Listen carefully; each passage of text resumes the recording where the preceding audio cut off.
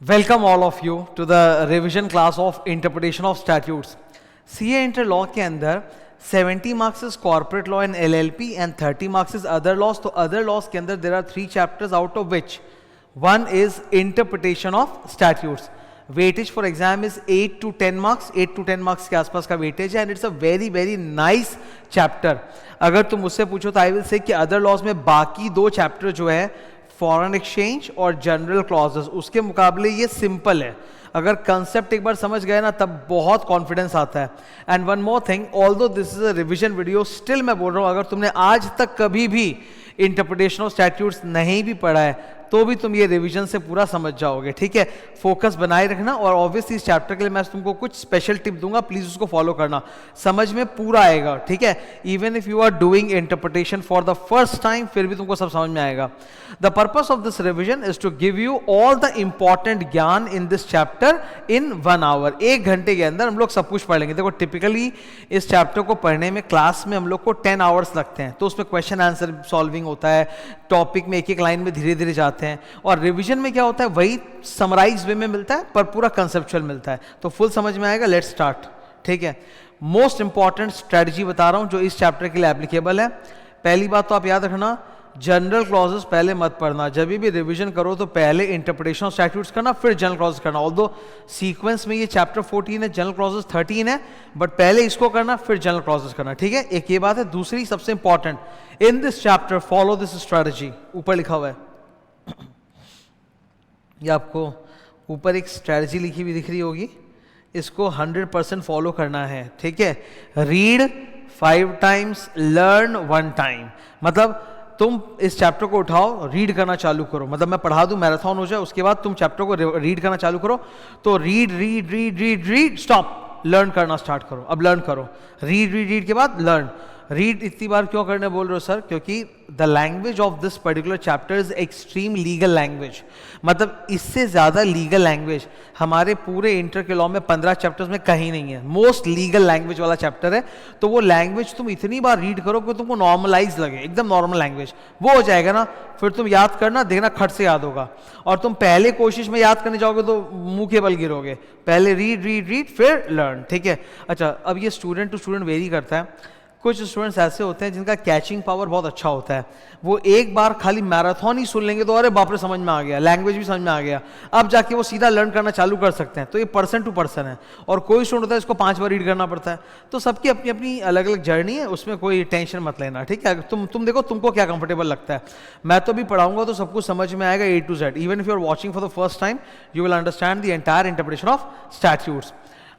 When I am teaching now, I always try to keep my language close to the book language, because book language के साथ एकदम match करता हुआ language रहेगा तो जो सुनोगे वही याद करोगे, वही लिखोगे, फर्क पड़ता है। Let's start. सबसे पहले why do we need interpretation of statutes? क्या होता है, एक डायलॉग है, this is the dialogue. The language of the law cannot be drafted with mathematical precision. मतलब आप एकदम परफेक्ट लैंग्वेज लॉ में ड्राफ्ट कर ही नहीं सकते। कई बार ऐसा होता है कि लॉ की लैंग्वेज में कुछ गड़बड़ होता है, उस गड़बड़ को हम लोग बोलते हैं Audi. Sometimes the language is Audi. Audi exam में मतलब क्या आ जाए ना, दैट्स अ निमोनिक, याद करने के लिए। ऑडी का फुल फॉर्म ए से। एम्बिगुअस मतलब डबल मीनिंग आ रहा है। यू से unreasonable, unintelligible, illogical. D I defeats the intention of the legislature. Law कौन बनाता है? Legislature, parliament. तो उनका एक मकसद है उस लॉ बनाने के पीछे। तो लैंग्वेज का जो मतलब है वो इतना गड़बड़ लग रहा है कि पक्का लॉ मेकर्स ने ऐसा तो सोचा नहीं होगा। It defeats the intention of the lawmakers. तो sometimes the language of the law is odd, that is why we need interpretation. So this chapter teaches us various rules of interpretation which apply in different circumstances. मतलब अलग अलग circumstances में अलग अलग rule of interpretation apply होते हैं। और ये कोई मतलब ये कोई स्टैट्यूट नहीं, ये खुद कोई एक्ट नहीं है, बल्कि ये अलग अलग कोर्ट केसेस से निकल के बनाए गए हैं सारे रूल्स। ठीक है, तो समझ में आ रहा what is the need for interpretation? The language of the law cannot be drafted with mathematical precision. Sometimes the language is ambiguous, unreasonable, unintelligible, defeats the intention of the legislature. That's why we need interpretation. Who is primarily responsible for interpretation of statute? The answer is courts. Interpretation करने की prime responsibility किसकी है? Courts की। पर आप जानते हो अदालत के पास वक्त बहुत कम है, तारीख पे तारीख। तो कोर्ट ने ही अलग अलग इंटरप्रिटेशन के रूल्स बनाकर लोगों को दिए हैं कि आप लोग खुद अपने आप जितना इंटरप्रेट कर सकते हो करो, नहीं हो तो फिर तो कोर्ट है ही, ठीक है। What is interpretation? Define. Interpretation is the process by which the real meaning of the statute and the purpose of the lawmaker, intention of the lawmaker is ascertained. तो वो प्रक्रिया को कहते हैं इंटरप्रिटेशन। अब मेरे सामने यहाँ पर है 7 प्राइमरी रूल्स ऑफ इंटरप्रिटेशन। तो पहले तो हम लोग 7 प्राइमरी रूल्स पढ़ेंगे, इसके बाद 2 सेकेंडरी रूल्स है, ये रहे 7 primary rules and 2 secondary rules of interpretation. उसके बाद है 10 internal aids of interpretation and finally I have got 6 external aids of interpretation. तो this is the broad summary of the chapter. अब एक एक करके will discuss the rules of interpretation, ठीक है। सबसे पहला primary rule of interpretation, okay. 2 words याद रखना जो मैं भी स्टार्ट करने के पहले बता रहा हूं, letter of the law, spirit of the law. Letter of the law का मतलब होता है LETTR, लेटर मतलब अक्षर। लॉ में जो लिखा है बस वही मानेंगे, उसका मतलब चाहे कितना ही गलत हो बस वही मानेंगे, उसको बोलते हैं letter of the law. Spirit of the law का मतलब होता है इंटेंशन ऑफ द लॉ, कि लॉ का एक मकसद, एक पर्पस है, हम उसको मानेंगे, लैंग्वेज अगर गड़बड़ है तो ठीक कर देंगे, that is spirit of the law. Now primary rules के अंदर केवल और केवल जो सबसे पहला रूल है वो लेटर ऑफ द लॉ को सपोर्ट करता है। बाकी इस पूरे चैप्टर में जो भी हम लोग पढ़ेंगे वो सब स्पिरिट ऑफ द लॉ को सपोर्ट करते हैं। ऑब्वियस सी बात है, अगर लेटर ऑफ द लॉ सही होता तो हमें इंटरप्रिटेशन की जरूरत पड़ती ही नहीं, तो कुछ गड़बड़ है तभी हम स्पिरिट में जा रहे हैं, ठीक है। तो केवल पहला प्राइमरी रूल है rule of literal construction. Construction मतलब इंटरप्रिटेशन। तो लिटरल इंटरप्रिटेशन का मतलब है जैसा लिखा है उसी शब्दों को हम इंटरप्रेट करेंगे, हम उसमें अपनी तरफ से लॉ की लैंग्वेज में कुछ भी ऐड, सब्ट्रैक्ट, मॉडिफाई नहीं करेंगे, ठीक है। Rule of literal interpretation, construction, interpretation एक ही बात है। नाउ कई बार ना बीच में ग्रीक, लैटिन में कुछ मैक्सिम्स लिखे हुए मिलेंगे, ये एग्जाम के लिए इंपॉर्टेंट है। Rule of literal construction is based on the Latin maxim of absoluta sententia expositore non indigit, मतलब plain words require no explanation। अगर एकदम लैंग्वेज सिंपल और क्लियर है, एकदम साफ मतलब है, तो फिर उसमें आपको कोई और इंटरप्रिटेशन की जरूरत नहीं है, ठीक है। तो there are 4 points in this. सबसे पहला point, it is the cardinal rule, मतलब प्राइमरी रूल है। सबसे पहले आप लिटरल कंस्ट्रक्शन करो, उससे काम ना बने तो आप बाकी सारे जो इंटरप्रिटेशन के रूल्स है वो सब आप फॉलो करो। पॉइंट नंबर 2, नैरो इंटरप्रिटेशन की वाइड इंटरप्रिटेशन।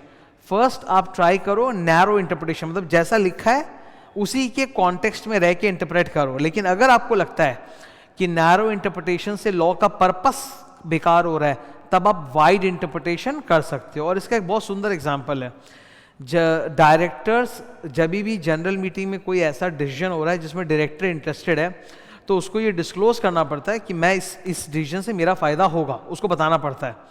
नाउ मान लो कि डायरेक्टर का खुद का पर्सनल फायदा नहीं है पर उसके किसी रिलेटिव का फायदा है, तो एक तरह से इनडायरेक्टली फायदा हुआ कि नहीं हुआ, तो बताना चाहिए ना। तो लॉ में अगर लिखा है डायरेक्टर का फायदा, तो हम ऐसे सोचेंगे डायरेक्टर का डायरेक्टली या इनडायरेक्टली कोई फायदा, तो वाइड इंटरप्रिटेशन करेंगे। क्योंकि नैरो से फिर गड़बड़ होगा, फिर तो डायरेक्टर अपना फायदा नहीं बोल के अपने किसी रिलेटिव का फायदा दिखा देगा। नंबर 3, शब्दों के जब आप अर्थ को इंटरप्रेट करते हो तो 2 चीजें होती हैं, एक होता है ऑर्डिनरी पॉपुलर मीनिंग और दूसरा होता है टेक्निकल मीनिंग।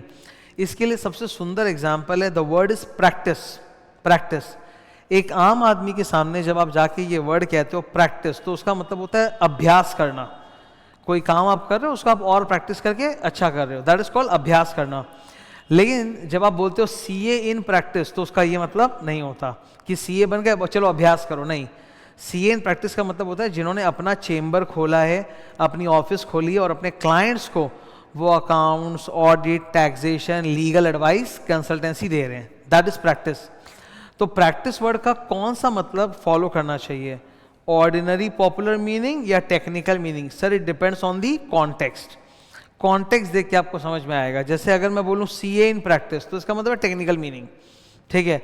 लेकिन अगर मैं तुम लोग को बोलूं कि राइटिंग प्रैक्टिस करनी चाहिए, तो फिर वो ऑर्डिनरी पॉपुलर मीनिंग है, अभ्यास करना चाहिए, नॉट दैट कि तुम भी कल से अपना चेंबर खोल के वैसा, ठीक है ना।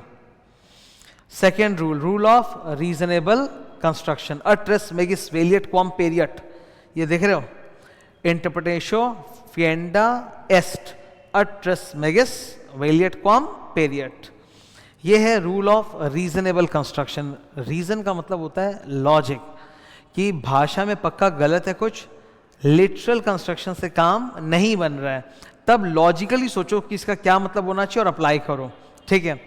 एक कहावत है जो यहाँ पे लिखा है अट्रस मेगिस वेलियट कॉम्पेरियट, उसका मतलब है it is better for a thing,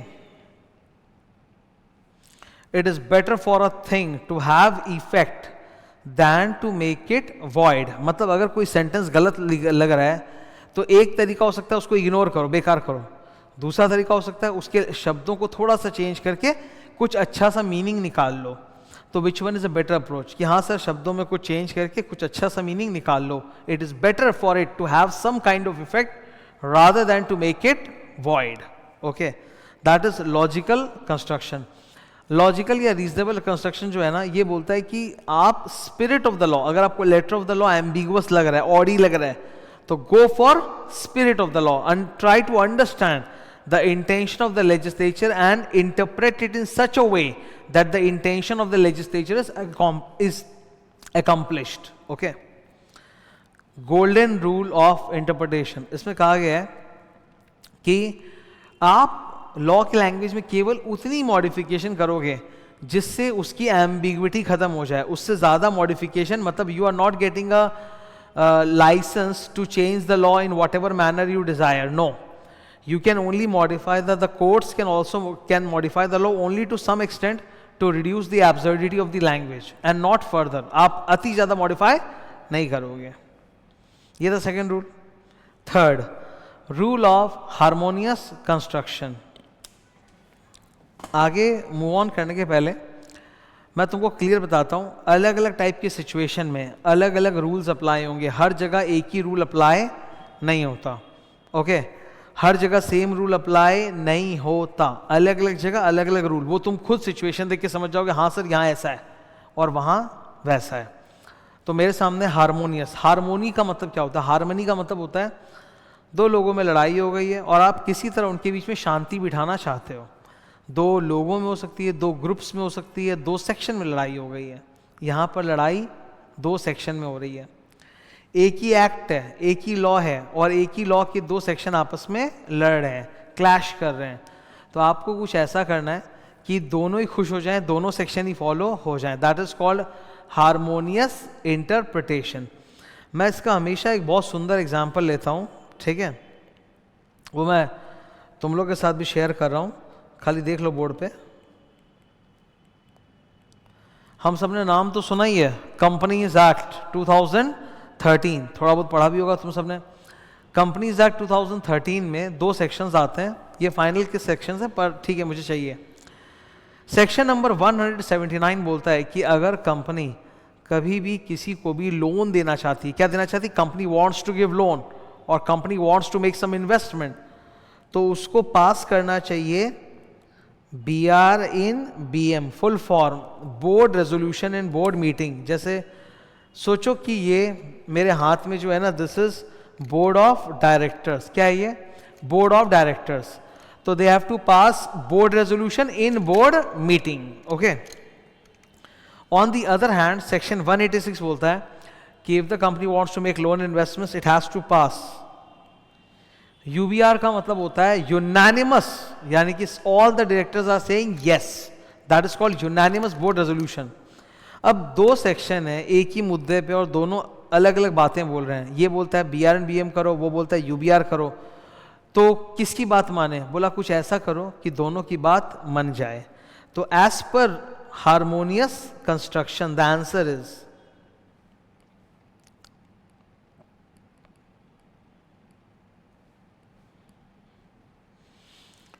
सबसे बेस्ट है sir, let us pass unanimous board resolution in board meeting, तो उससे BR एंड BM भी हो गया और उससे यूनानिमस भी हो गया, that is an perfect example of harmonious construction, ठीक है। अब नीचे आ जाओ। तो सबसे पहले उन्होंने बोला हार्मोनियस कंस्ट्रक्शन में when two parts of the statute are in conflict with one another try to interpret them in such a way that effect is given to all of them, सबकी बात फॉलो हो जाए। Logic ये है sir कि दोनों section है तो एक ही माँ के बेटे, एक ही लॉ से निकले हैं, तो दोनों का इंटेंशन अलग अलग नहीं हो सकता, दोनों का इंटेंशन सेम होगा। तो कुछ ऐसा करो कि दोनों की बात ही फॉलो हो जाए। थर्ड, ये डायलॉग ना बहुत आता है एग्जाम में, याद कर लो, जनरेलिया स्पेशलिबस नॉन डेरोगेंट। इसका मतलब है specific rule will override the general rule. अगर कोई मैटर के ऊपर एक जनरल रूल है और एक स्पेसिफिक रूल है तो specific rule will be given priority और जनरल रूल नीचे चला जाएगा, ठीक है। अच्छा, कई बार हम लोग लॉ में ना कुछ शब्द देखते हैं, जैसे ग्रीन बॉक्सेस को देखो, subject to, notwithstanding, without prejudice. ये जो तीन शब्द आपने देखे ये डाले इसलिए जाते हैं ताकि दो अलग अलग सेक्शन में कोई कॉन्फ्लिक्ट जो हो सकता था वो नहीं हो। मतलब इन शब्दों का पर्पस ही है कि कॉन्फ्लिक्ट हटाओ, हार्मनी बचाओ। मतलब इनको मालूम है कि भाई लॉ में ये दो सेक्शन में झगड़ा आएगा तो झगड़ा होने ही मत दो, इनमें पहले ही हार्मनी बिठा दो। ये मकसद है इन तीनों शब्दों का। कैसे, अब वो देखो। सब्जेक्ट टू का मतलब होता है ब्रैकेट में सबऑर्डिनेट सेक्शन। अगर किसी सेक्शन में ये भाषा लिखी हुई है सब्जेक्ट टू समथिंग, तो वो खुद बोल रहा है वो सेक्शन कि मेरी बात is subjected to that section, यानी वो जो बोलेगा वो पहले मानोगे फिर मुझे मानोगे, तो मतलब मैं नीचे हूं, मैं सबऑर्डिनेट हूं। उल्टा नॉटविथस्टैंडिंग का मतलब है मैं सुपीरियर हूं। अगर किसी सेक्शन में लिखा है नॉटविथस्टैंडिंग तो उसका मतलब है कि वो सुपीरियर है, दूसरा सेक्शन नीचे है, ताकि झगड़ा नहीं हो। तो जो ऊपर है उसकी बात मानेंगे हम लोग, है ना। एंड थर्ड, विदाउट प्रेजुडिस का मतलब होता है पैरेलल सेक्शन, मतलब उसका भी मानो मेरी भी मानो, हम दोनों बराबर हैं। विदाउट प्रेजुडिस, दोनों की बात माननी है आपको, ठीक है। कोई किसी को डेरोगेट नहीं कर रहा, डेरोगेट मतलब नीचे करना, कोई किसी को डेरोगेटरी नहीं कर रहा। They are both to be done, मतलब आपको ये भी करना है और ये भी करना है। That is called without prejudice to, ठीक है। चौथा रूल है ये मिस्चिफ रूल। अच्छा, इसके ना मिस्चिफ रूल के ना तीन नाम चलते हैं मार्केट में, हम लोग को तीनों पता होना चाहिए। और मैं तुमको इसको पढ़ने के लिए ना एक बहुत ही बेशकीमती एग्जाम्पल दूंगा। मिस्चिफ रूल में ICAI की किताब में जो एग्जाम्पल है वो प्राइस कंपटीशन एक्ट का है, तो वो पढ़ो। सही बात है, क्योंकि वो ICAI की किताब का एग्जाम्पल है तो वो एग्जाम में आएगा तो हमको वैसे ही आंसर करना है। पर उस एग्जाम्पल को की हेल्प से ना कॉन्सेप्ट क्लियर नहीं होगा। तो मैं एक एग्जाम्पल दे रहा हूं तुम लोग को अलग से, जिससे तुम्हारा पूरा कॉन्सेप्ट क्लियर हो जाएगा, ठीक है। इस रूल का नाम, तीन नाम है इसके, rule of purposive construction, Heydon's rule, mischief rule. तीनों में से कोई भी नाम आ सकता है और आपको एक्सप्लेन करना है। इस इंटरप्रिटेशन रूल का मेन एक ही लाइन का मकसद है, suppress the mischief, advance the remedy. अब इसका क्या मतलब है मैं बताता हूं। Let's take an example, okay. ये रहा वो एग्जाम्पल सबके सामने, बहुत सुंदर एग्जाम्पल है। You don't have to learn और write it in exam, but it is for your conceptual understanding. Learn और राइट के लिए तो ICAI का एग्जाम्पल लेंगे हम लोग, प्राइस कॉम्पिटिशन एक्ट वाला, ठीक है। ये कंसेप्ट के लिए है। इस एग्जाम्पल को सबको बहुत अच्छे से सुनना।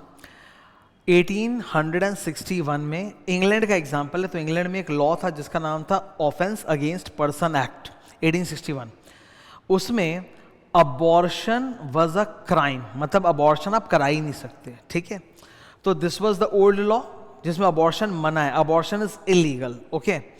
और उससे क्या दिक्कत हो रही थी मैं समझाता हूँ।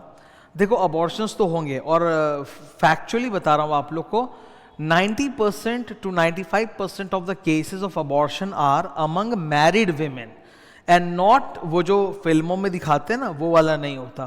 क्योंकि प्रेगनेंसी जब कंसीव करती हैं महिलाएं तो उसमें मिसकैरेजेस के बहुत केसेस होते हैं, ठीक है। तो अब वो महिलाएं जो गर्भवती है, मिसकैरेज हो गया, उनको तो अबॉर्शन कराना पड़ेगा, बच्चा निकालना पड़ेगा, साफ करना पड़ेगा, clean body has to recover. पर आपने बोल दिया इलीगल है। तो अब अगर इसको आप इलीगल बोलोगे तो वो महिलाएं अब हॉस्पिटल में नहीं जाके इलीगली अपने घर पे नर्स डॉक्टर किसी को बुला के करवाएंगी, विच इज अनसेफ। तो इस पुराने लॉ की वजह से समाज में एक मिसचिफ चल रहा था, and that मिसचिफ was unsafe abortions. ठीक है, अब आने वाले समय में 100 साल बाद लगभग 1967 में इन्होंने नया लॉ पास किया जिसका नाम था अबॉर्शन एक्ट, जो बोलता है कि अबॉर्शन लीगल है but it should be conducted only by doctors. ठीक है, तो ये सही लग रहा है। अब इसमें एक दिक्कत आ गई कि जो 9 मंथ्स की प्रेगनेंसी होती है ना, उसमें शुरू के 3-4 मंथ्स की जो प्रेगनेंसी होती है उसमें अगर मिस कैरेज हो जाए और अबॉर्शन करना पड़े तो वहाँ डॉक्टर की ज़रूरत नहीं है, बिना सर्जरी के हो जाएगा। केवल कुछ मेडिसिन लेने पड़ेंगे और नॉर्मल रास्ते से हो जाएगा, उसके लिए सर्जरी नहीं चाहिए। तो वहाँ पे नर्सेज भी कर सकती हैं। तो जो नर्सिंग सोसाइटी है वहाँ की, उन्होंने केस ठोका और बोला कि भाई शुरू के 4 मंथ्स में तो हार्मोनल अबॉर्शन होता है, दवाइयाँ देके होती है, तो वो तो हम ही करा सकते हैं। अगर आप इलीगल बोलोगे तो फिर महिलाएं फिर से वही घर पे बुलवा के करवाएंगी, विच इज़ अनसेफ। तो अब क्या किया जाए, क्या नर्सेस को अलाउ किया जाए या नहीं? तो मिसचिफ रूल बोलता है कि आपको वो इंटरप्रिटेशन करना है which suppresses the mischief and advances the remedy. The mischief under the old law was unsafe abortion. क्या आप चाहते हो कि लोग नर्सेस को बुला के घर घर में करवाएं शुरू की प्रेगनेंसी के दौरान? नहीं, you don't want that. You want to suppress that mischief and you want to advance the remedy. The remedy is की बाकायदा हॉस्पिटल के मेडिकल एनवायरनमेंट में प्रोसीजर किया जाए, घर पर नहीं। तो कोर्ट्स ने बोला कि we will follow mischief rule, we will suppress the mischief, advance the remedy, यानी कि for initial pregnancy of few months nurses को भी अलाउड है कि वो कर सकती हैं। तो आप हॉस्पिटल में जाके महिलाएं करा सकती हैं। ठीक है, तो ये एग्जाम्पल हमें सिखाता है कि पुराना लॉ था और नया लॉ आया। New law is trying to suppress the mischief which prevailed under the old law. तो अब न्यू लॉ के अंदर अगर आपको इंटरप्रिटेशन में कोई इशू आ रहा है तो आपको समझना पड़ेगा कि न्यू लॉ का एक ही पर्पस था, the spirit of the new law was to suppress the mischief under old law. तो वही इंटरप्रिटेशन आप करो जिससे ओल्ड लॉ वाला मिसचिफ यानी कि अनसेफ अबॉर्शन खत्म हो जाए। ठीक है, यानी नर्सेस को अलाउ किया जाए। क्लियर? ये है पूरा mischief rule. Next rule number 5 बहुत आसान है। ये क्या है? Basically there are certain laws known as welfare legislation which are enacted to support the underprivileged people. Underprivilege मतलब गरीब लोग, पिछड़ी जाति के लोग, विमेन एम्पावरमेंट, इन सब को लेकर कुछ लॉज हैं, इनको बोला जाता है welfare legislation. The purpose of welfare legislation is to support the people who have been treated unfairly in the past, जो सदियों से मतलब पीड़ित होते आए हैं, उनको सपोर्ट करना। ऐसे लॉस को जब भी इंटरप्रेट किया जाएगा तो इंटरप्रिटेशन इसी तरह से होना चाहिए कि उन लोगों को हेल्प हो, उनका भला हो। इसका सबसे इजी एग्जांपल है जो तुम लोग इनकम टैक्स में सुनते भी हो, ग्रेच्युटी कैलकुलेशन में 15/26, क्योंकि 15/26 करने से ग्रेच्युटी का अमाउंट बढ़ता है और ग्रेच्युटी लेबर लॉ है। Labour laws are welfare laws because वो लेबर गरीब मजदूरों के भले के लिए आए हैं। तो अगर उससे उनका अमाउंट बड़ा हो रहा है तो होने दो। ठीक है, दैट इज वेलफेयर लॉज का इंटरप्रिटेशन। इसको बोलते हैं rule of beneficial construction because the purpose is to give benefit to the underprivileged people. Number 6 ये इजी है। रूल ऑफ एक्सेप्शनल कंस्ट्रक्शन मतलब इन एक्सेप्शनल सिचुएशंस आपको अगर लग रहा है कि वहां जो लिखी हुई लैंग्वेज है वो गलत है, ऑपोजिट है, तो उसको उल्टा कर सकते हो। 2 एग्जाम्पल है इसके। पहला एग्जाम्पल एंड और, दूसरा एग्जाम्पल मे शैल।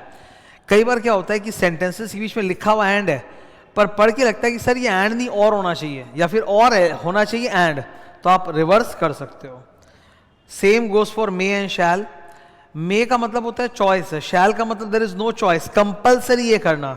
तो अगेन मे शैल में भी अगर आपको पढ़ के लग रहा है कि यहाँ ये कंपलसरी ये शैल होना चाहिए तो आप मे को शैल की तरह पढ़ोगे, या उल्टा शैल को मे की तरह। Rule of exceptional construction.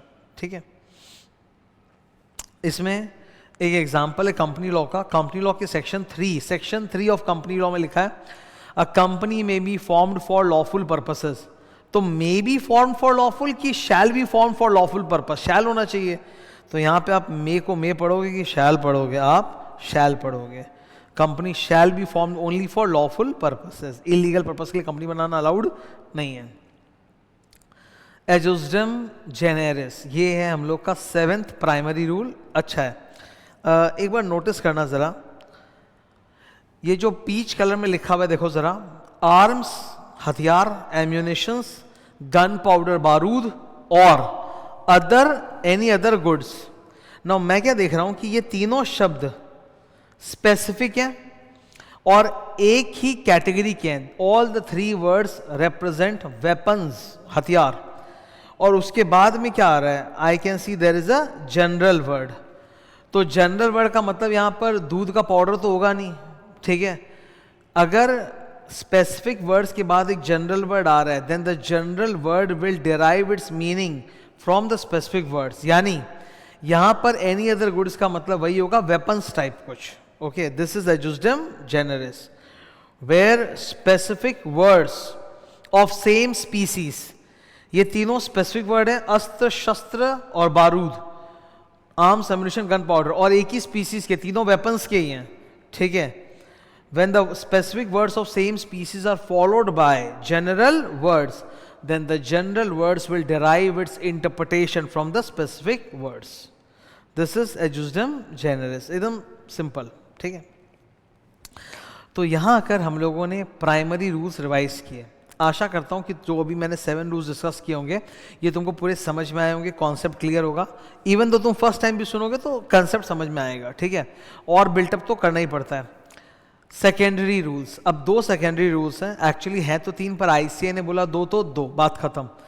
अब देखोगे आप कि सेकेंडरी रूल में एक वर्ड यूज हो रहा है डॉक्ट्रीन, इधर डॉक्ट्रीन ऑफ नॉस्टिटर सोसायस और उधर डॉक्ट्रीन ऑफ कॉन्टेम्पोरेनिया एक्सपोजिटो, ठीक है। ऐसा जरूरी नहीं है कि सेकेंडरी रूल में आप डॉक्ट्रीन बोलो और प्राइमरी रूल में रूल, सभी डॉक्ट्रीन्स हैं। डॉक्ट्रीन वर्ड का मतलब होता है a rule created by court, a rule created by court. तो जितने भी 7 रूल्स हम लोग पढ़ के आए हैं ना, all are created by courts, तो वो सब भी डॉक्ट्रीन्स है, ये भी डॉक्ट्रीन्स है। तो कई बार कुछ स्टूडेंट का डाउट होता है सर आप इधर डॉक्ट्रीन बोल रहे उधर नहीं बोला, अरे भाई सब डॉक्ट्रीन्स है। ये बस अब आईसीआई अगर एक पर्टिकुलर लैंग्वेज का स्ट्रक्चर फॉलो कर रहा है तो हम लोग उसके विपरीत काम नहीं करेंगे। तो if ICI has said that you call it doctrine here, I will call it doctrine, doesn't matter, but all of them are doctrines only because all of them are rules established by courts of law, ठीक है। तो सबसे पहले doctrine of नॉस्टिटर सोसायस।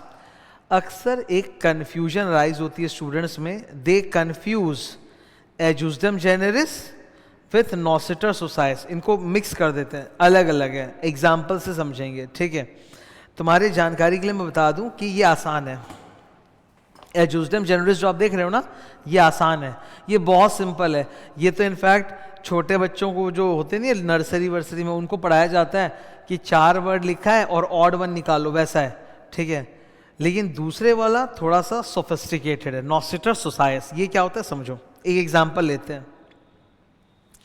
ये colour box में जो line है पढ़ना, मैन्युफैक्चर्ड बेवरेजेस, मतलब जो जिसको मैन्युफैक्चर किया गया, तैयार किया गया है, including fruit juice, bottle water, syrup. Syrup मतलब शरबत, बॉटल वाटर तो आप जानते ही हो।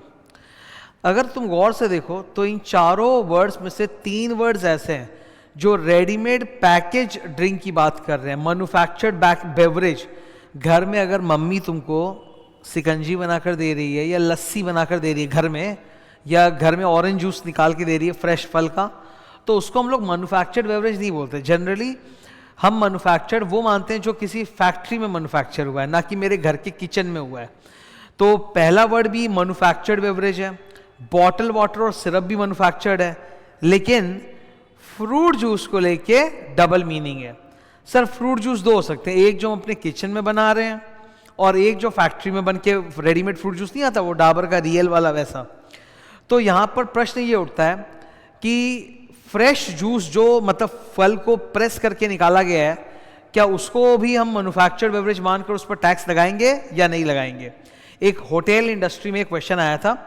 होटल के अंदर जो गेस्ट रुकते हैं उन्होंने होटल में बोला कि भाई मुझे फ्रेश प्रेस्ड ऑरेंज जूस चाहिए, तो किचन में ऑरेंज को निचोड़ कर जो संतरे का जूस निकला है फ्रेश, क्या उस पर भी टैक्स लगेगा या नहीं लगेगा? प्लीज़ इसको जीएसटी में मत बात करना, ये सब 100 साल पुराने क्वेश्चंस हैं, इनको उस तरह से यूज़ करना। जीएसटी में आज के दिन हर चीज़ पे टैक्स है, ठीक है। तो प्लीज़ जीएसटी का ज्ञान या बीच में मत करना। आप होटल में जाओगे, मैं आपको क्लियर बता देता हूँ, किसी भी 5 स्टार होटल में जाओगे, वहाँ पे ऑरेंज जूस ऑर्डर करोगे, फ्रेश जूस ऑर्डर करोगे, उस पर टैक्स है भाई, 28% जीएसटी, 28% जीएसटी लगेगा। ठीक है, तो सावधान, जीएसटी मत लगाना प्लीज़, ये पुराना केस है। तो कोर्ट ने बोला कि you have to interpret a word in the company of other words. अगर बाकी तीनों वर्ड मैन्युफैक्चर्ड हैं तो फ्रूट जूस भी यहाँ पे मैन्युफैक्चर्ड वाला आएगा, फ्रेश प्रेस फ्रूट जूस इसमें कवर्ड नहीं है।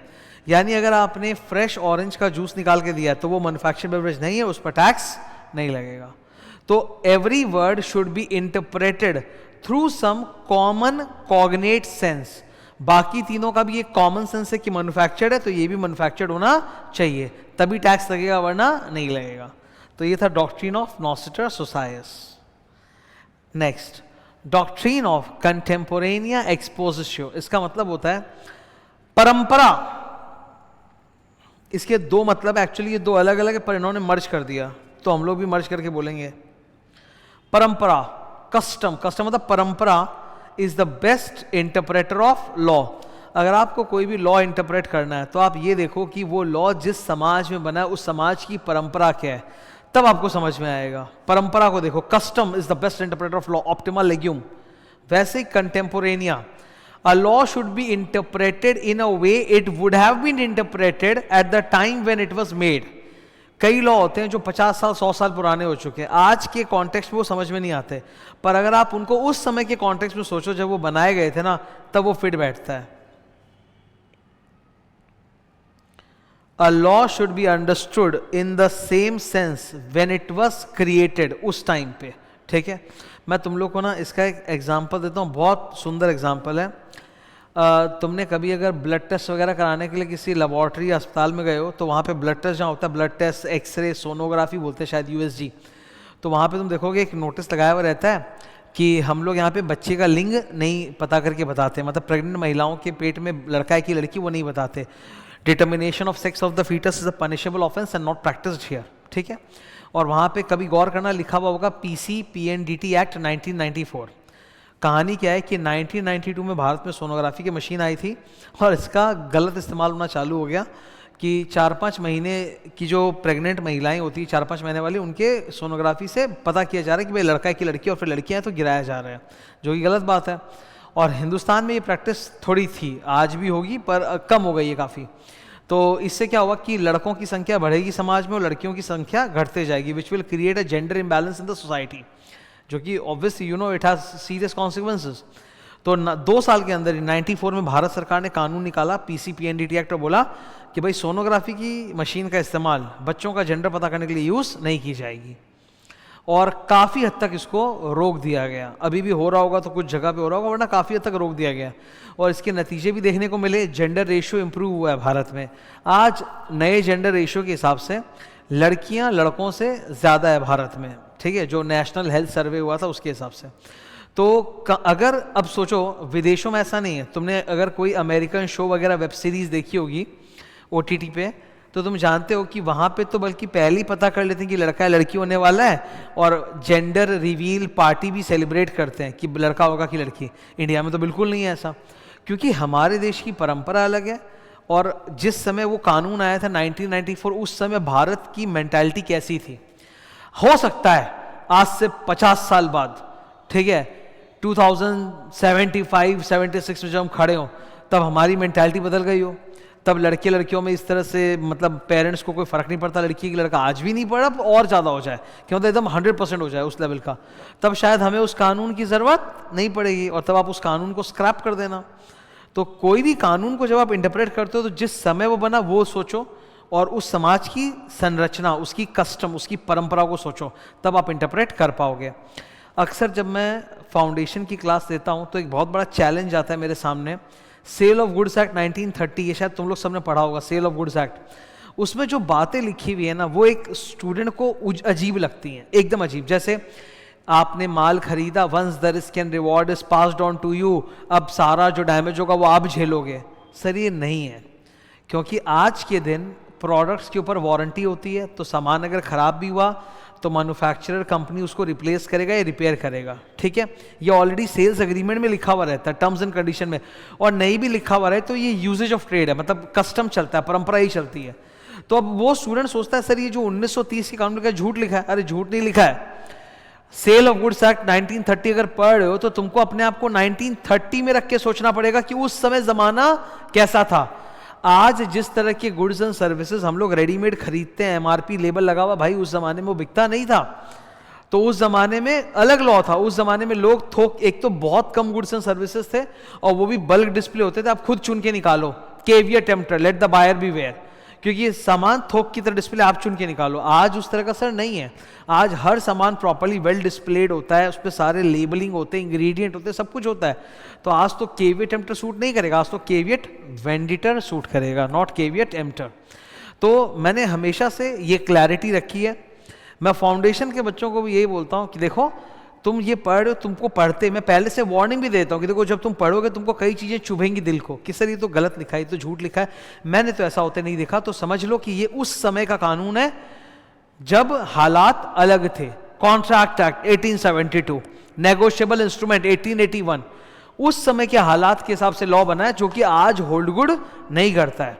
ठीक है, तो इसको आज के कॉन्टेक्स्ट में फिट मत करना, वर्क नहीं करेगा। तो तुम अपने सिलेबस में उस हिसाब से इंटरप्रेट करो, सोचो कि 100 साल पहले के में क्या स्ट्रक्चर रहा होगा। ठीक है, वही ये दोनों डॉक्ट्रिन बताती है, कंटेम्पोरेनिया एक्सपोजिटो एंड ऑप्टिमा लेगियम। इसी के साथ हमारे प्राइमरी और सेकेंडरी रूल्स कंप्लीट होते हैं। अब मैं तुम लोगों को पढ़ाने जा रहा हूं internal aids of interpretation. Many of you don't know about this, इसीलिए तुमसे गलती होती है और एग्जाम में नंबर नहीं आते। मैं एकदम क्लियर कर देता हूँ, इधर बोर्ड पे ताकना। ठीक है, जब मैंने अभी ये रिवीजन चालू किया था, मुझे कुछ 37 मिनट्स हो चुके हैं बोलते बोलते। मैंने एक तुमको बात बोली थी, रीड 5 टाइम्स लर्न 1 टाइम। अब काफ़ी पढ़ा दिया, तुम समझ रहे हो कि क्यों ऐसा बोला था। बिकॉज चैप्टर की जो लैंग्वेज है, वो कंसेप्ट तो समझ में आ गया होगा, पर चैप्टर की जो लैंग्वेज है वो it's a hard core legal language, ये अंदर जाने में टाइम लगता है। तो डायरेक्ट रट्टा मारोगे तो हार्ड लगेगा, रीड मारोगे नॉर्मल हो जाएगा एकदम, फिर रट्टा मारो हो जाएगा। और एक बहुत बड़ा ब्लेंडर जो स्टूडेंट करते हैं, उनको पता नहीं इस बारे में। इस चैप्टर में 2 हिस्से हैं, एक है रूल्स, ठीक है, एक है rules, 7 primary rules and 2 secondary rules, there are 9 rules. और दूसरा है सर एड्स, ठीक है, इंटरनल एड 10, एक्सटर्नल एड 6, ठीक है, एड्स। नाउ स्टूडेंट लोग जब रूल्स पढ़ लेते हैं उनको लगता है हो गया हमारा, we have mastered this chapter, अब तो हमें कोई रोक नहीं सकता। ये गलत है। हिस्टोरिकली आपको बता रहा हूं, सबसे ज्यादा क्वेश्चन इससे आए हुए हैं, इंटरनल एड से। तुम एक्सटर्नल एड को भले हल्के में पढ़ लेना, कोई दिक्कत नहीं, उससे उतने क्वेश्चन नहीं आते, पर इंटरनल एड को प्लीज सीरियसली पढ़ना। तो when you are reading this chapter, 2 topics है जिनको एकदम सीरियसली पढ़ना, प्राइमरी रूल्स और इंटरनल एड। तो इंटरनल एड को भी पूरी गंभीरता से पढ़ना, याद करना, and read many times, learn 1 time. ठीक है, चलते इंटरनल एड। अच्छा, by the way, what is the difference between aids and rules? Rules मतलब कोर्ट ने इंटरप्रिटेशन के कुछ नियम या डॉक्ट्रिन्स बताए हैं, उसको रूल्स बोलते हैं। एड वो नहीं होता, aid is like a tool. Aid मतलब कोई भी चीज जो आपकी सहायता करे, जो कोर्ट ने शायद बनाया नहीं है, जो शायद पार्लियामेंट ने बनाया है। ठीक है, जैसे मैं अगर कोई बेयर एक्ट पढ़ रहा हूं, जैसे suppose this is companies act, bare act है ये, ठीक है, बेयर एक्ट मतलब ओरिजिनल एक्ट है जो पार्लियामेंट से निकला है। तो इसके खुद के अंदर कुछ कुछ चीजें ऐसी होती हैं जो मुझे इंटरप्रिटेशन में हेल्प करती है, उसे हम कहते हैं इंटरनल, जो एक्ट के अंदर है, इंटरनल एड्स ऑफ इंटरप्रिटेशन। वैसे कुछ चीजें ऐसी होती हैं जो हमें हेल्प करती है इंटरप्रिटेशन में, पर जो एक्ट के अंदर नहीं बाहर है, उसको हम कहते हैं एक्सटर्नल एड्स ऑफ इंटरप्रिटेशन। तो आपके पास है इंटरनल एड्स और आपके पास है एक्सटर्नल एड्स, ये 2 अलग अलग है, इंटरनल एड्स, एक्सटर्नल एड्स। ज्यादा इंपॉर्टेंट है इंटरनल एड्स। आओ चलते हैं। ठीक है, so there are 10 internal aids. सबसे पहले है लॉन्ग टाइटल। हर एक्ट का एक लॉन्ग टाइटल होता है। ठीक है,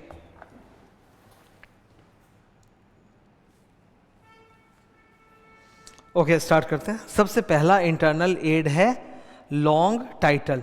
जैसे एक सबसे सुंदर एग्जांपल इसका यहीं पर दिया हुआ है, ये देख लो, प्रैक्टिसेस को लेके, एडवोकेट को लेकर। शॉर्ट टाइटल क्या है? सुप्रीम कोर्ट एडवोकेट्स ब्रैकेट में practice in high court act 1951, ये शॉर्ट टाइटल है। इससे उतनी क्लैरिटी नहीं मिल रही जितने इसके लॉन्ग टाइटल से मिल रही है। इसकी लॉन्ग टाइटल कितनी अच्छी है, an act to authorise advocates of the supreme court to practise as a matter of right in the high court. मतलब अगर आप सुप्रीम कोर्ट के एडवोकेट हो तो आपको हाई कोर्ट में प्रैक्टिस करना भी अलाउड है। What I can feel is that long title describes the statute better than the short title. एक डायलॉग है, बहुत सुंदर डायलॉग है, first one, short title merely identifies the enactment whereas long title describes the enactment. और फिर एक और जुमला अच्छा है, SOP SOP. Long title describes the scope, object and purpose of the enactment. ठीक है, ये है long title. Preamble. Preamble is better than long title. Preamble describes the SOP, scope, object, purpose, more comprehensively than the long title. So preamble helps you to understand the spirit of the law, the intention of the lawmaker. Hindu marriage act 1955 का एक बहुत सुंदर example उन्होंने लिख के दिया है। Hindu marriage act 1955 के प्रियम्बल में लिखा है, an act to amend and codify the law relating to marriage among Hindus. तो इससे समझ में आता है कि दो हिंदुओं की शादी हो रही है, वर पक्ष और वधु पक्ष दोनों, ब्राइड एंड ग्रूम हिंदू है, उनकी शादी को लेके बनाई है। ठीक है, अंदर जाकर इसके सेक्शन 5 में कंफ्यूजन मची। सेक्शन 5 में बोला है a marriage bit may be solemnise between two Hindus. तो एक क्रिश्चियन लड़का था और एक हिंदू लड़की थी, उसके मैरिज को लेकर यहाँ पे केस आया था। उन्होंने बोला देखिए सेक्शन 5 में तो मे लिखा है, शैल नहीं लिखा, मतलब दोनों का हिंदू होना जरूरी नहीं है। So the court resorted to the preamble. The court said that the intention of the law is very clear from the preamble that it is an act to codify the law relating to marriage among Hindus, यानी दोनों party का हिंदू होना जरूरी है। तो यहाँ पर आप मे को मे नहीं पढ़ोगे, क्या पढ़ोगे? शैल, यानी दोनों पार्टी का हिंदू होना जरूरी है। तो preamble describes the intention of the lawmaker. It is in fact the main source of understanding the intention of the lawmaker.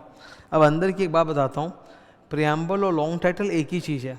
इन्होंने ज़बरदस्ती का यहाँ पे 2 पॉइंट बना दिया, लॉन्ग टाइटल प्रियम्बल। आप देखोगे ICAI ने जितने भी एग्जांपल्स दिए हैं ना प्रियम्बल के और लॉन्ग टाइटल के, वो सेम ही है, तो कोई डिफ्रेंशिएटिंग नहीं है।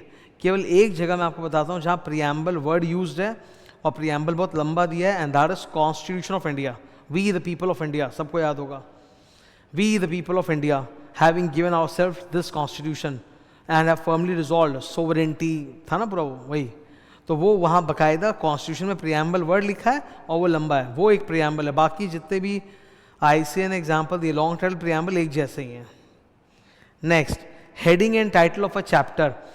बेयर एक्ट के अंदर ही क्या होता है, जितने भी सेक्शंस होते हैं, जो सेक्शंस एक ही मैटर पे होते हैं उनको ग्रुप करके एक चैप्टर हेडिंग दे दिया जाता है। जैसे कंपनी लॉ में भर के कंपनी लॉ में फर्स्ट चैप्टर प्रिलिमिनरी, जिसमें 2 सेक्शन आते हैं, सेक्शन 1 और सेक्शन 2 डेफिनेशंस। फिर इनकॉर्पोरेशन आता है सेक्शन नंबर 3 से लेके 22, फिर प्रोस्पेक्टस आता है सेक्शन नंबर 23 से लेके 42, लाइक दैट। तो the chapter heading is like a preamble to the sections in that chapter. उससे पता चलता है कि अच्छा इस चैप्टर के अंदर जितने भी सेक्शंस हैं उनका मकसद ये है जो हेडिंग में लिखा हुआ है। So we say that the chapter heading and title serves like a preamble to the sections falling in that chapter. Number 4, marginal notes. Marginal मतलब साइड में लिखना। आप बेयर एक्ट कोई भी देखोगे ना तो उसमें क्या होता है, सेक्शंस होते हैं, बगल में साइड नोट लिखा रहता है। वो साइड नोट जो होता है उसको बोलते हैं मार्जिनल नोट्स। मार्जिनल नोट्स को लेके इन्होंने बोला है कि क्लैरिटी नहीं है कि वो इंटरप्रिटेशन यूज हो सकता है कि नहीं। इसके ऊपर ऑपोजिंग कोर्ट जजमेंट्स है। Some court judgments have said that marginal notes can be used for interpretation and some have said cannot be used for interpretation. However, it is clear that Constitution of India में articles के बगल में लिखे हुए जो marginal notes है they can be used for interpretation. तो वो है marginal notes. Next है definitions. We all know कि कोई भी major statute आप उठा लो, उसके section number 2 में या section number 3 में definitions भरे हुए होंगे। अगर आपको किसी एक्ट के अंदर डेफिनेशंस लिखे हुए मिल रहे हैं तो आप प्रायर इंपॉर्टेंस उसी को दोगे, बट अगर स्टैट्यूट के अंदर वो वर्ड डिफाइंड नहीं है तब आप क्या करोगे। तो इसके लिए स्टेप बाय स्टेप मैंने उपाय बना रखा है, देखते हैं। सबसे पहले नंबर 1, अगर किसी वर्ड का डेफिनेशन खुद स्टैट्यूट के अंदर ही है, फॉलो दैट, नहीं है। नंबर 2, अगर वो वर्ड किसी दूसरे स्टैट्यूट में डिफाइंड है तो वो यूज कर सकते हैं आप। जैसे फॉर एग्जांपल अगर कंपनी लॉ की बात करो तो कंपनी लॉ में सिक्योरिटीज का डेफिनेशन जो है ना उसमें लिखा हुआ है securities means the securities as defined in securities contract regulation act 1956। तो इनडायरेक्टली दूसरे स्टैट्यूट का रेफरेंस से डेफिनेशन दिया वो भी चलेगा। थर्ड, कभी कभी किसी वर्ड के ऊपर एक स्पेशल स्टैट्यूट होता है, फॉर एग्जांपल डिजिटल सिग्नेचर, ये इंफॉर्मेशन टेक्नोलॉजी एक्ट में डिफाइंड है, वहां देख लो। नंबर 4 जनरल क्लॉजेज एक्ट, वहां देख सकते हो। And last legal dictionary. Definition के दो पर्पसेस होते हैं। Number 1 to shorten the expression, ठीक है, जैसे instead of saying a long thing that those private companies which have paid up capital up to 4 crore and turnover up to 40 crore, you can simply call them small company, एकदम easy हो जाएगा, ठीक है। तो it shortens the language and provides a key to interpretation. Okay, definitions दो type के होते हैं। एक रेस्ट्रिक्टिव, रेस्ट्रिक्टिव का मतलब होता है कि जहां पर, हाँ, रेस्ट्रिक्टिव का मतलब ये इधर लिखा है, रेस्ट्रिक्टिव यहाँ है और एक्सटेंसिव यहाँ है, ठीक है, ये दो अलग अलग है, 1 ये 2। रेस्ट्रिक्टिव मीन्स एग्जॉस्टिव डेफिनेशन, मतलब जो लिखा है एग्जैक्टली आपको वही करना है, आप उसके बियॉन्ड उसमें कुछ एक्स्ट्रा ऐड नहीं कर सकते। इसके दो नाम चलते हैं, either you call it restrictive, मतलब the meaning of the word is restricted to the meaning assigned to it in the definition, you cannot extrapolate it, that is called restrictive, or you can also call it exhaustive, कि बस ये है, यही मानना है। इनकी निशानी होती है कि इनके अंदर लिखा रहता है means या फिर means and includes, ये रहा ब्लू कलर। एग्जॉस्टिव डेफिनेशन या रेस्ट्रिक्टिव डेफिनेशन क्या लिखा है, means या फिर means and includes। Okay, example definition of director syllabus में section number 2 clause 34, director means a director appointed to the board of the company, कि जो बोर्ड ऑफ डायरेक्टर्स में शामिल है वही डायरेक्टर, अदरवाइज डायरेक्टर नहीं है। तो ये है restrictive definition.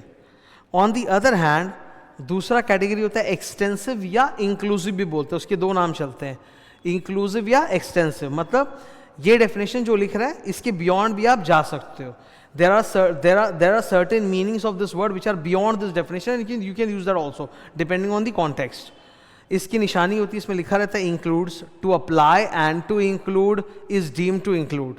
Example, debenture. Debenture includes SBI, stock, bonds and instruments evidencing a charge, whether evidencing a debt, whether or not constituting a charge on the assets of the company. तो इन्होंने date debenture का जो definition दिया है ना, वो बहुत मतलब क्या बोलते हैं इंक्लूसिव है, उसमें आप और भी कुछ घुसा सकते हो, कुछ और भी ऐड कर सकते हो। इलस्ट्रेशंस, आजकल जितने भी नए लॉज है ना इंडिपेंडेंस के बाद से, उनमें ये इलस्ट्रेशंस आपको बहुत रेयर कभी मिलेंगे, वरना नहीं मिलेंगे। जो पुराने लॉज बनते थे उनमें होता था इलस्ट्रेशन। तो क्या हुआ कि लेजिस्लेचर को, पार्लियामेंट को लगा कि कई बार इलस्ट्रेशन डालने से बल्कि कन्फ्यूजन हो रही है। जब हम किसी सेक्शन के नीचे इलस्ट्रेशन डाल रहे हैं तो लोगों को लग रहा है कि जो इलस्ट्रेशन में लिखा है बस वही होगा, उसके बियॉन्ड कुछ नहीं होगा। That is wrong interpretation. तो इसीलिए वो जो परंपरा थी इलस्ट्रेशन डालने की वो हटा दी गई। इसका एक उदाहरण देता हूँ, कॉन्ट्रैक्ट एक्ट 1872, कॉन्ट्रैक्ट एक्ट 1872 के सेक्शन 12 में लिखा है साउंड माइंड का मतलब क्या होता है। A person who, you know that a person who is of sound mind is capable of contracting and person who is of unsound mind can not enter into contract, competent नहीं है। तो sound mind को लेकर इन्होंने example दिया, एक patient जो lunatic asylum में है वो अनसाउंड माइंड है, केवल जब वो बाहर आएगा मेडिकल सुपरविजन में और अलाउड है तब वो कॉन्ट्रैक्ट कर सकता है।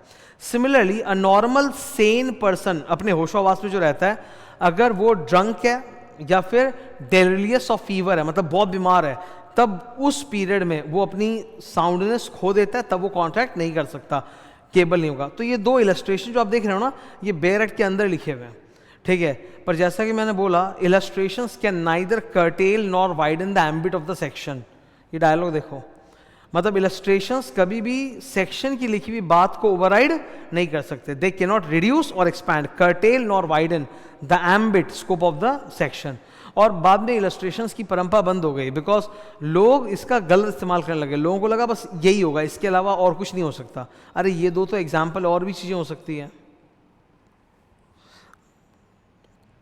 Proviso, very important. प्रोवाइजो का मतलब होता है एक्सेप्शन। जो सेक्शन में जो बात लिखी है आप उसके एक्सेप्शन क्रिएट कर रहे हो, ठीक है। सो प्रोवाइजो के 3 केसेस हैं। Proviso number 1 exception. इसका एग्जांपल, जैसे सबसे सुंदर एग्जांपल मैं लेता हूं, as per section number 149 of the companies act, a company can have maximum of 15 directors, उससे ज्यादा नहीं, तुरंत प्रोवाइजो डाल के बोला provided that a company can have more than 15 directors by passing special resolution. तो मतलब अगर एसआर पास हो जाए तो आप मोर देन 15 रख सकते हो, तो ये एक्सेप्शन हो गया। Proviso 2, this is a special case, it's a special case. No, ये तुम्हारे सिलेबस का सेक्शन 96, किसी भी कंपनी की एजीएम कहाँ होनी चाहिए sir? In the same city where the register office is situated.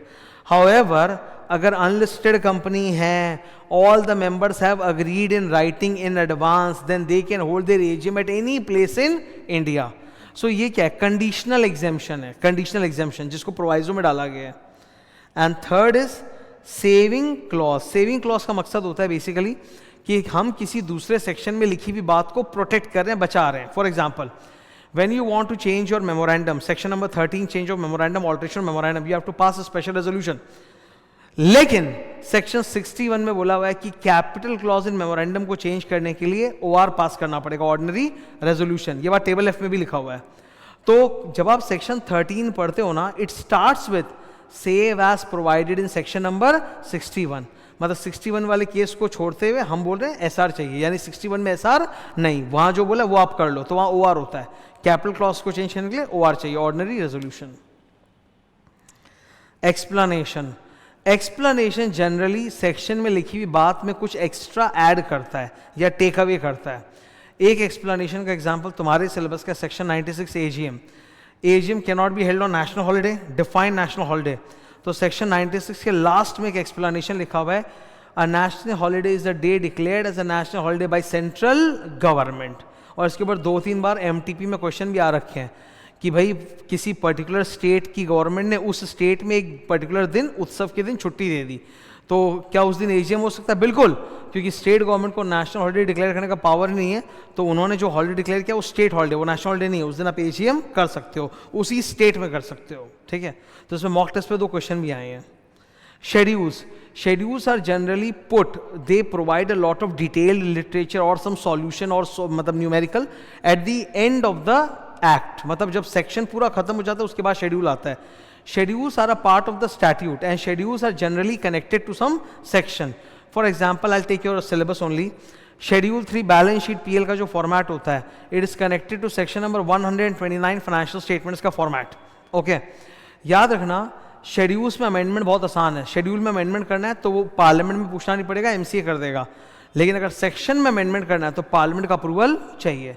तो इसीलिए बहुत सारा कंटेंट जो डिटेल्ड होता है ना, जिसको बाद में चेंज करना पड़ सकता है, that is put at the end of the bare act after the sections instead of putting below the section. नहीं तो क्या होगा कि फिर उसको अमेंड करने के लिए पार्लियामेंट चाहिए। अभी एक example low, you know section number 135 corporate social responsibility CSR, उसका शेड्यूल होता है 7।